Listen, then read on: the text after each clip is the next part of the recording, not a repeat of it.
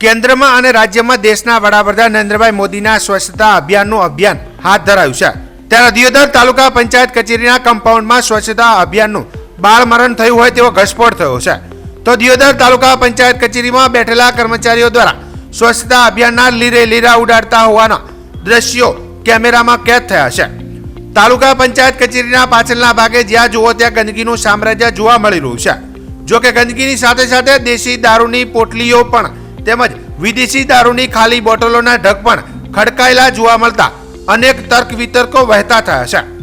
વાત કરવામાં આવે તો દિયોદર તાલુકા પંચાયત કચેરીના પાછળના ભાગે જાહેર શૌચાલય આવેલું છે, પરંતુ શૌચાલયને તાળા મારેલા છે।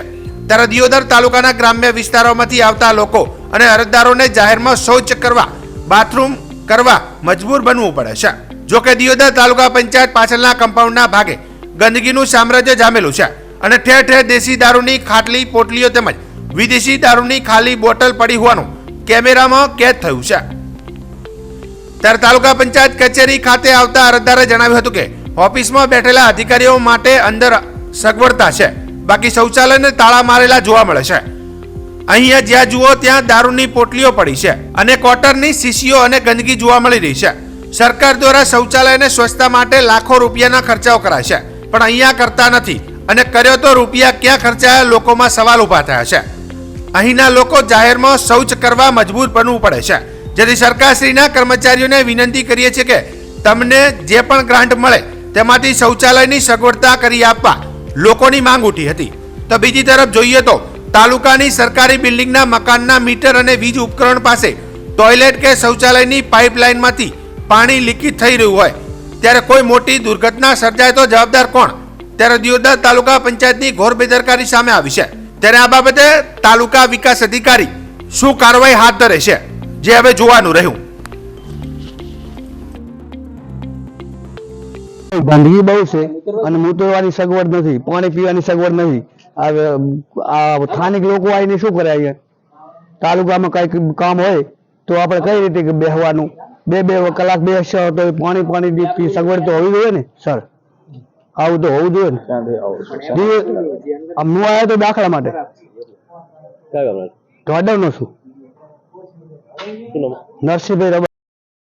એ માટે આપણે કહેવા માંગીએ કે અધિકારીની અંદરમાં સગવડતા છે, બાકી જાહેર પબ્લિક જે દિયોદર તાલુકાના જે 56 ગામો અહીંયા આવે છે, 56 ગામોની પબ્લિક અહીંયા આવે છે, તો એ માટે અહીંયા અધિકારીઓ માટે અંદર સગવડતા છે।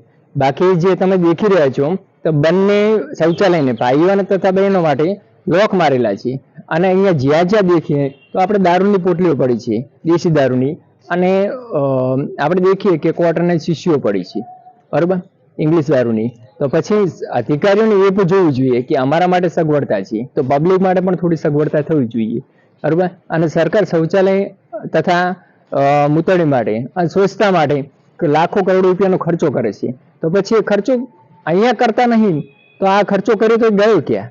અને આ પાછળથી અહીંયા તમે દેખો, અહીંયા મચ્છર માખીઓ બહુ જ છે, બરોબર, અને કીચડ અને ગંદકી પણ બહુ જ છે। અને જ્યાં ત્યાં દેખીએ લોકો જાહેરમાં શૌચાલય અને જાહેરમાં શૌચક્રિયા કરીને જતા રહે છે, બરોબર, જાહેરમાં પેશાબ કરીને જતા રહે છે। અને આ પાછળથી આનું જવાબદાર કોણ છે કે જે કોઈ આના અંદરની અંદર આવી જાય, બરોબર? તો તાલુકા સાહેબ, ટીડીઓ સાહેબ અને આપણે કર્મચારીઓને વિનંતી કરીએ કે તમને જે ગ્રાન્ટ મળે છે કે ગમે તે, બરોબર, તો અહીંયા જે છે અહીંયા મૂતળીની તથા શૌચાલયની સગવડતા કરી આપી જાહેર પબ્લિક માટે।